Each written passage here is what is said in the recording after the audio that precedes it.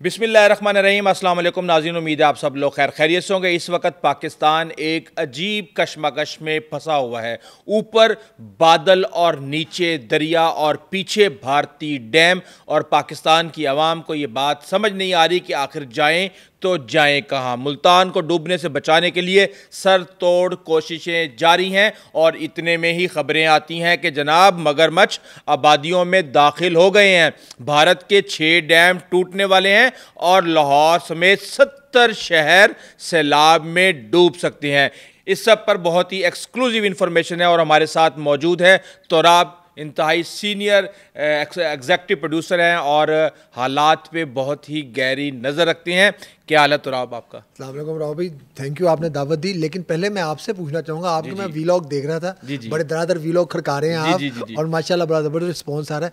बहुत पर्टिनेंट और कमाल की इन्फॉर्मेशन दी है जो मैंने देखा, क्योंकि आपने देखा है हमारे यहाँ पे मौसमियाती माहिरीन भी निकल आए हैं जिनको कुछ लेना देना नहीं है, बस कर रहे हैं दरादर लगे हुए हैं। आप मुझे बताएं, ये आप वैसे होना तो ये चाहिए था कि मतलब जिस तरह का जो मौसम चल रहा है, हम SCO पे बात करते, हम चाइना की ट्रेड पे बात करते, लेकिन हम देखें किस पे बात कर रहे हैं कि हमारा मुल्क डूब गया, सैलाब है, कैसा है। और होना भी चाहिए, ठीक है, जो भी है हमारी कोताहियां, एक आफत आई है, हमारी कोताहियों की वजह से आई है, या कुदरती आफत है, उस पर हम आगे चल के बात करें। आप मुझे बताइए क्या सूरत हाल है पानी की? कालाबाग डैम का पूरे मुल्क में रोला पड़ा है, और जबकि सैलाब जो है, जो आ रहा है फिलहाल सैलाब, वो इंडिया की जानिब से आ रहा है। हाँ, मैं आपको बता देता हूँ।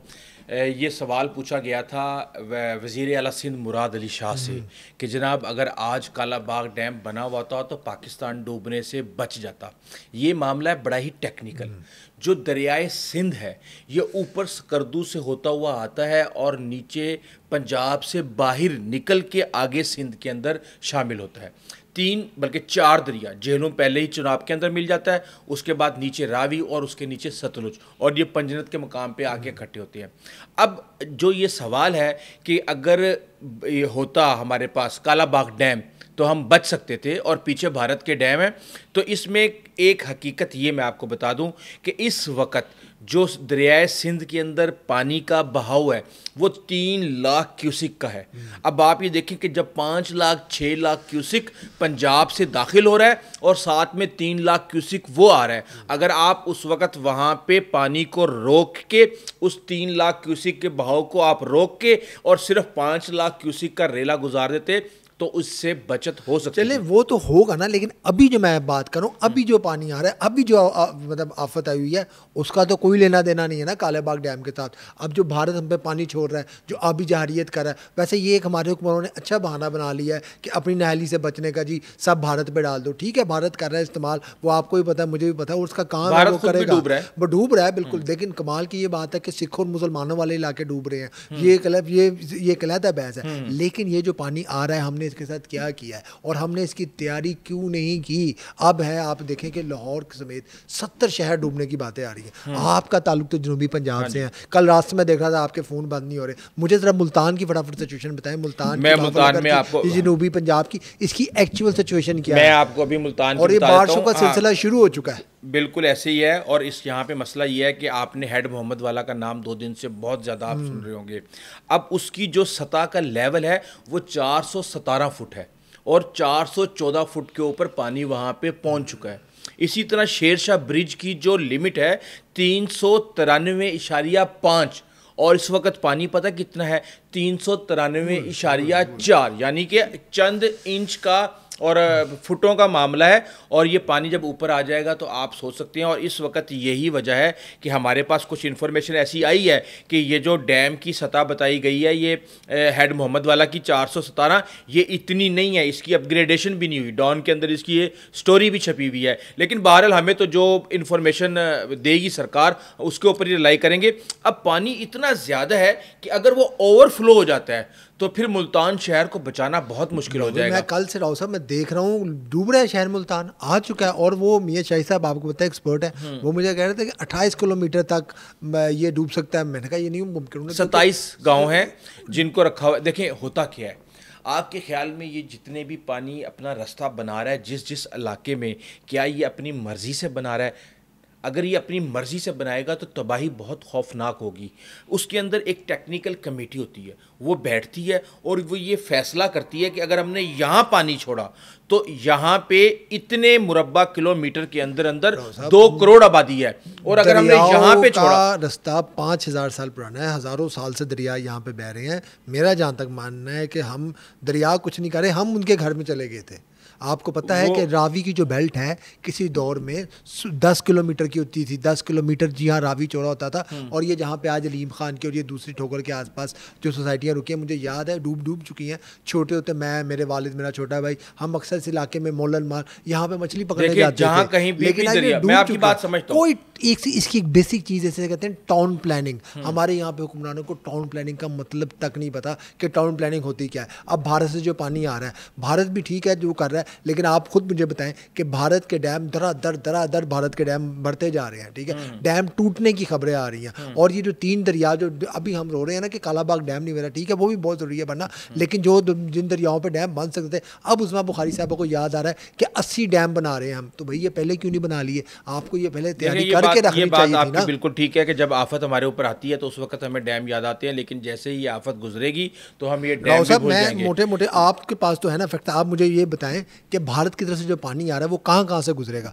आपकी इजाज़त तो मैं बताऊं, दरिया सतलुज का जो रूट बनता है, जो सतलुज आ रहा है, जिसे हम सूखा दरिया, रेत का दरिया कहते थे, ठीक है, 3-3.5 किलो किलो कह रहा हूँ, 3 लाख से 3.5 लाख क्यूसेक वहाँ पे पानी आ रहा है। और जबकि मुझे कल बताया गया है कि ये तो एक अंदाज़ा है, क्योंकि वहाँ पे जो पैमाइश करने वाले पैमाने हैं वही टूट चुके हैं, अभी तक टूट चुके हैं सर, किसी को नहीं पता कितना पानी आ रहा है। एक अंदाजे के मुताबिक हम कह रहे हैं 3.5 लाख पानी आ रहा है। और उसका जो दरिया सतलुज का रूट है वो है कसूर, कंगनपुर, देबालपुर, पाकपत्थर, बहावलनगर, बहावलपुर, हासिलपुर, लोधरा, अहमदपुर, ये सिर्फ एक दरिया का है। अब दूसरे दरिया पे आते हैं, दरिया रावी का, उसमें सियालकोट है, लाहौर है, उसके बाद ननकाना साहब है, कसूर है, उकारा है, ये है, ठीक है। उसके बाद दरिया चनाब, ये सियालकोट है, इसमें भी वजीराबाद गुजरात, गुजरावाला, मंडी, बहाउद्दीन, चनियोट, जंग, शेरकोट और तोबा टेक सिंह, मुल्तान। आप मुझे खुद बताइए कितने में 20-25 शहरों के नाम तो मैंने ले लिए। बिल्कुल सही। और ये अब सब डूबने जा रहे हैं। नहीं, ये डूबेंगे नहीं, इंशाल्लाह इनको बचा लिया जाएगा। मैं आपको बताता हूँ इसका तरीकाकार क्या है।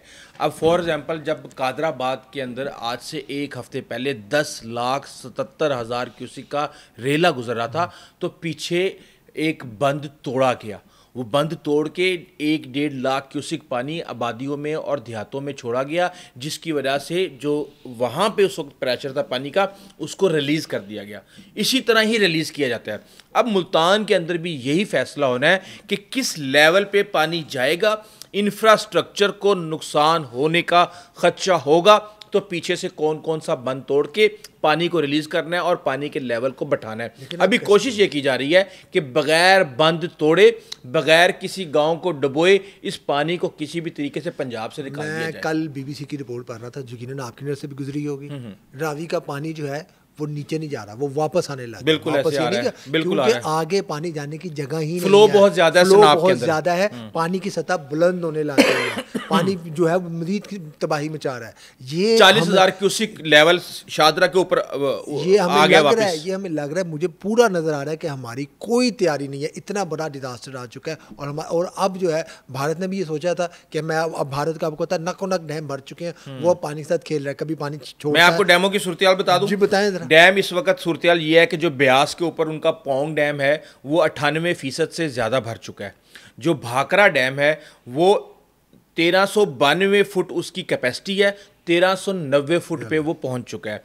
इसी तरह जो सलाल है, जो चनाब के ऊपर जो हम कहते हैं जी दरवाजे खुल गए, वो वहाँ से 49,000 क्यूसेक पानी अभी मुसलसल आ रहा है और वो फुल हुआ है, जगह बनाने की कोशिश की जा रही है। और इसी तरह जो थीन डैम है, यहाँ पे डाटा चेक कीजिएगा, 527 मीटर उसकी कैपेसिटी है और 526.4 मीटर वो फिल हो चुका है। और सबसे खौफनाक चीज़ इस वक्त मैं आपको बता दूं क्या है, वो ये है कि सितंबर 6 से लेके 9 तक पंजाब के अंदर बड़ी खौफनाक बारिशें होने जा रही हैं। गुजरात में आपको पता है कितनी बारिश हुई है? जी 500 मिलीमीटर। लाहौर में 100 हो जाए तो पानी से 577 मिलीमीटर। सियालकोट में कितनी हुई है? ये मौसमियाती तब्दीलियां आ चुकी हैं, वेदर चेंज हो चुका है हमारे। लेकिन क्या आपको पता है कि 1988 में भक्कर में 677 मिलीमीटर बारिश हुई थी? हुई थी 1988 में, आज से तकरीबन 45 साल पहले। अब हर चीज़ को किसी न किसी का जिम्मेदार करार दे देना भी मुनासिब नहीं है। 1955-56 के अंदर भी बहुत खौफनाक फ्लड आए थे। 1988 के अंदर लाहौर के अंदर 3.5 लाख क्यूसिक पानी आया था, जिसने सब कुछ डबो के रख दिया था। बहरहाल KPK के अंदर मैं आपको बता दूं कि 7 से 9 तारीख तक बड़ी शदीद बारिशें आने वाली हैं। कश्मीर के अंदर 6 तारीख की शाम को बारिशें शुरू हो जाएंगी और 8 तारीख तक चलेंगी, और इसी तरह बलूचिस्तान में 7 तारीख से लेके 9 तारीख तक जो है वो बारिशें आने वाली हैं। और इस वक्त अमन व अमान की सूरत हाल भी जो है वो बिगड़ती जा रही है। कच्चे के डाकू बाहर पक्की रोडों पे आके बसों में से जो है ना लोगों को अगवा करके लेके जा रहे हैं, और जो कमालिया के करीब पता चला है डाकू कश्तियां इस्तेमाल करके लोगों के सोलर उतार रहे हैं, जेवर चोरी कर रहे हैं। एग्जैक्टली, आप फुटेजेस देख रहे हैं, दरिया जो है वो रेलवे के पुलों से ऊपर पानी उमड़ उमड़ के आ रहा है। रेलवे के पुल हमारे थर थर कांप रहे हैं, मोटरवेज बंद होने की बातें हो रही हैं, और हमारे हुक्मरानों की तरजीहात क्या हैं? देखिए हुक्मरान, अब आपके ख्याल कोई तैयारी की है? अच्छा, आपको एक और मैं बताऊं, गुड्डू बैराज है। अब हमारा गुड्डू बैराज जो कल मुझे पता चला है कि सखर पहली दीवार है सैलाब के खिलाफ पाकिस्तान की, अब वहां पे भी 3.5 लाख के करीब पहुंच चुका है। सखर बैराज बताया जा रहा है, कल एक्सप्रेस ट्रिब्यून की स्टोरी भी छपी है कि सखर बैराज की निहायत ही खस्ता हालत है, टूट सकता है। उसको रिपेयर किया गया सर, बताया जा रहा है कि वो टूट सकता है, और जिस बंदे ने वो रिपोर्ट दी है उसे कल उन्हें हमारे शो में बताया, उसे धमकियां मिल रही हैं। उसे कहा जा रहा है तुम्हें कच्चे के डाकुओं से मरवा देंगे। तुम खौफ भी तो फैलाया जा रहा है ना खाम खा में। देखिए ऐसी सूरत हाल के अंदर जंग और आफत की सूरत में खाम खा में इस तरह की खबरें जो कि बेचैनी फैलाएं, बदअमनी फैलाएं, लोगों को परेशान करें, इस तरह की खबरें नहीं देनी चाहिए। ये तो बता सकते हैं ना लोगों को, भाई अपनी तैयारी पकड़ो। अब मुझे बताएं, ये थर पाकर, उमरकोट, मीरपुर खास, सांगरा, खैरपुर, शहीद बेनज़ीर आबाद, हैदराबाद, कराची, ठट्टा, बदीन, सजावल, चैकताबाद, कशमूर, सक्कर, लारकाना जैसे इलाके, ये पानी अब जहाँ जहाँ जाएगा, अब ये देखिए ना 10 लाख क्यूसिक का रेला गुजरने जा रहा है। तैयारी है यहाँ पे नजर आ रही है। वो सिंध वाले तो कह रहे हैं हमारी मुकम्मल तैयारी है, हमने हर वजीर लगा दिया एक एक बंद के ऊपर। बस ठीक है, सिंध गवर्नमेंट के मान लें, अपनी अपनी जमीनें बचाएंगे या मदनी आवाम को बचाएंगे। अब आप ये देखें ना, आप बता रहे हैं कि 3.5 लाख क्यूसेक जो है पानी एक दफ़ा रावी में आ चुका है। मैंने ये कहीं पढ़ा है कि 5 लाख क्यूसेक तक भी आया। मेरे बड़े बताते हैं कि ये पानी नहीं, हमने तो पीछे पीछे तक पानी देखा है। और रावी के बारे में आपको पता है ना, इसे 2.5 लाख क्यूसेक की कैपेसिटी है इसकी, सर ज़्यादा है, इससे 5 लाख तक कहा जाता है। दरिया रावी के बारे में कहा जाता है ये कभी बादशाह मस्जिद के साथ साथ बहता था, और कुछ जो मतलब पुराने बुजुर्ग हयात हैं वो बताते भी हैं कि यादगार तक तो इसका किनारा आता था। लेकिन आप देखें रावी कहाँ तक चला गया है। देखिए रावी, या हम जो मर्जी कह लें, हमने जब दरियाओं के पेट में घर बनाएंगे तो ऐसे ही होगा। पाकिस्तान के अंदर जहाँ डैम बनने वाले थे वहाँ पे हमने हाउसिंग सोसाइटी बना ली है। मैंने बहावलपुर में अपने दोस्त को फ़ोन किया, मैंने कहा क्या हालात हैं? कहता सब सुकून है, बस वो जो जिन्होंने दरिया की ज़मीन पे कब्जा किया था वो दरिया अपनी ज़मीन छुड़वा रहा है। और ये एक हकीकत है कि दरिया हमेशा अपनी ज़मीन वागुजार करवा लेता है, और इसके ऊपर चीखें होंगी, चिल्लाहट होगी, एक सोसाइटी के मालिक को गिरफ्तार कर लिया गया है, इस तरह की बातें होंगी। लेकिन वक्त गुजरने के बाद सोसाइटी के मालिकान, मुझे पता है सोसाइटी के मालिकान का क्या कसूर है, उसको क्यों पकड़ रहे हैं? उसके पास NOC है भाई। आप जितनी भी हाउसिंग सोसाइटी पाकिस्तान के अंदर 70,000 हाउसिंग सोसाइटीज़ हैं, 70,000, जिसमें से सिर्फ 10,000 के करीब जो है रजिस्टर्ड। लेकिन मेरे ख्याल से इसके ऊपर कानून को अपना रास्ता लेने दें, वक्त के साथ साथ जब डिटेल हमारे पास आएगी तो हमें बिल्कुल समझ आ जाएगी। लेकिन अभी आप ये बताएं मगरमच्छ कहाँ है? अच्छा, ये मगरमच्छ के हवाले से भी खबरें आ रही हैं। आपको पता ना, हमारे यहाँ भी लोगों ने अपने फार्म हाउस पे मगरमच्छ बनाते हैं। मैंने सोशल मीडिया पे देखा है कि जो भारत के डैम हैं, कई जो लोगों ने प्राइवेट डैम बनाए हुए हैं या फार्म हाउस में, वो टूट चुके हैं राव साहब, और उनका पानी पाकिस्तान की जानिब है। कई लोग तो कह रहे थे कि ये पाकिस्तान की आबादियों में दाखिल हो रहा है, लेकिन उसको मैं ग्रोक से वेरीफाई नहीं कर पाया कि ये तस्वीर असल है कि नहीं है। लेकिन भारत में जहाँ जहाँ सैलाब आए हैं वहाँ उन सैलाब उनमें मगरमच्छ और मछलियाँ वगैरह, चलो मछलियाँ तो चीते भी थे, चीते वगैरह, लेकिन जो मगरमच्छ है वो तो आपको पता है अभी जानवर है, वो भारत की तो कई आबादियों में घुस चुका है, और वही पानी अब पाकिस्तान में आ रहा है। लेकिन पाकिस्तान में जो एक अजीब चीज़ हुई है वो ये है कि कई इस किस्म के जो सांप हैं, जो बहुत ही जहरीली किस्म के हैं, जो कि मरने के बाद भी अपना जहर छोड़ते रहते हैं, वो पाकिस्तान में आ चुके हैं। सांप तो जाहिर सी बात है पानी के साथ आते हैं, और हमने देखा कि बोट के साथ एक सांप लटका हुआ था और उसको रस्सी के साथ किया। बहरहाल हम ये देख रहे हैं कि जब सैलाब आता है तो फिर तबाही आती है, बीमारियां आती हैं। लेकिन ये सैलाब के जाने वाला नहीं। अब आपको पता ना कि जो वो अल-नीनो और लानीनो, जो लानीना है जो कि एक पैटर्न है दुनिया के, जो कि मौसमियाती तब्दीली का बायस बनते हैं, सर हम उसमें दाखिल हो चुके हैं। ये सैलाब वगैरह ये कहीं जाने वाले नहीं है, ये 5-7 साल तक आते रहेंगे। समुद्री हवाओं की एक पूरा, मैं आपको एक बात बताऊं, हमारी फ़िज़ा के अंदर उड़ते हुए दरिया हैं। वो दरिया क्या है कि हमारा जो इक्वेटर है यहाँ पे सारा साल शदीद गर्मी पड़ती है और समंदरों से जो आबी बुखार आते हैं वो फ़िज़ा में जाते हैं और फ़िज़ा में वो इकट्ठे होके वो ट्रैवल करते हैं। आपको पता है कि उसकी लंबाई कितनी है? 2000 किलोमीटर।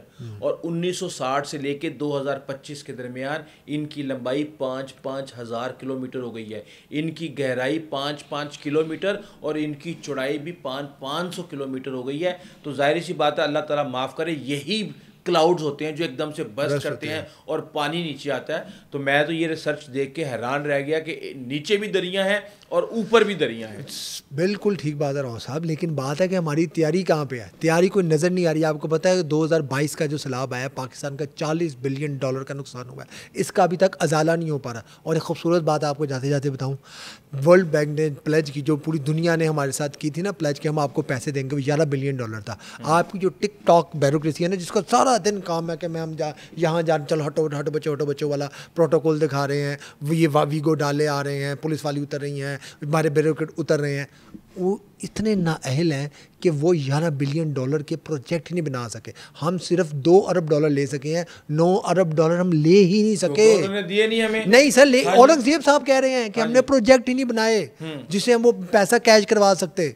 अब 19,000 ब्यूरोक्रेसी है, आधा मुल्क ये चीज। काम तो लीडर का होता है, सियासतदान का काम होता है, इनको आपस में लड़ने से फुर्सत मिलेगी तो औरंगजेब साहब को अब सियासतदान नहीं मानते। नहीं, वो तो टेक्नोक्रेट है ना। चलो टेक्नोक्रेट जो भी है, अब आप देखें यहाँ पे ब्यूरोक्रेसी का ये हाल है। बस ये बात ये है कि तनकीद अगर हम करने पे आए तो इस वक्त हम किसी को भी ना छोड़ें, ना सियासतदान को छोड़ें, ना ब्यूरोक्रेट को छोड़ें, ना आवाम को छोड़ें, क्योंकि कब्जा करने वाले तो आवाम ही थी सर। देखें, अगर होने जो कब्जा होने देना एक अलग बात है ना, वो होने कौन देता है? देखें, जाते जाते मैं ये बात कर दूँ, बड़ा ये कहा जा रहा है तनकीद ना करें जी, इसमें मौका नहीं है। सर, यही मौके हैं तनकीद के।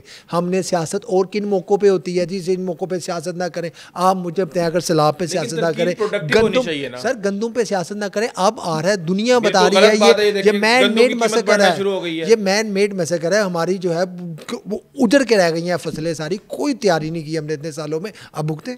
चलें, उम्मीद करते हैं कि आपकी हुकूमत और हमारी हुकूमत जो है वो तैयारी करे। वैसे आज तक हमने जिंदगी में कभी किसी चीज़ की तैयारी तो नहीं की। बहुत बहुत शुक्रिया तुराब। नाज़रीन, तो ये सूरत हाल है इस वक्त सैलाब के हवाले से, और बातें हो रही हैं, तनकीदें हो रही हैं, हुकूमत की तैयारियों पे भी बातें हो रही हैं, उनकी जो मीडिया कैंपेन है उसके ऊपर भी शदीद तनकीद हो रही है। लेकिन इस वक्त जो हमारा फोकस है वो ये है कि कम से कम नुकसान और कम से कम कीमती जानें ज़ाया हों, ताकि हम इस मुसीबत से अगले 2 हफ्तों के अंदर अपनी जान छुड़वाने के काबिल हों। ये पानी जा रहा है समंदर की तरफ और इसने चले जाना है, लेकिन इसने अपने पीछे ऐसी ऐसी कहानियां छोड़ जानी है कि बाद में जिन जिन लोगों के घर इस वक्त उजड़ चुके हैं उनके लिए जल्दी संभलना आसान नहीं होगा। इस हवाले से हम आपको अपडेट करते रहेंगे। अभी तक के लिए इतना ही, आइंदा तक इजाज़त दीजिए। अल्लाह हाफिज़।